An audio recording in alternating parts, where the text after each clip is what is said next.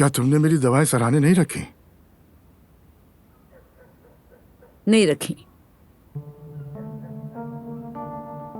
क्या हुआ, नाराज हो?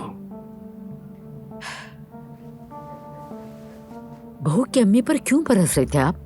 एन शादी के वक्त घर का माहौल क्यों खराब कर रहे हैं? उन्हें भी अपनी हद में रहना चाहिए और अपने सामने वाले को भी इंसान समझना चाहिए। पहले दिन से अब तक मैं ही बर्दाश्त कर रहा हूँ। बर्दाश्त की भी हद होती है, बस अब बहुत हो गया।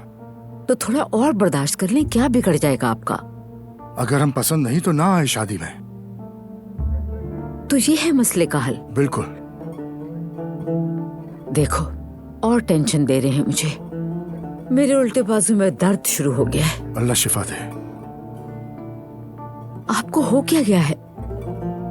आपको आज से पहले कभी भी ऐसा नहीं देखा। आप जानते हैं आपके 3 बच्चे हैं और अब पोता भी आने वाला है। अल्लाह के वास्ते अब शुरू मत हो जाना। ठीक है फिर, कुछ नहीं बोल रही, बेफिक्र रहे। वैसे भी इस घर में मेरी बात की कोई अहमियत थोड़ी होती है। या अल्लाह, मुझे सब्र दे। सब्र दे, सब्र दे।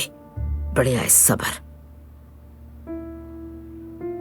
कहाँ जा रही हो?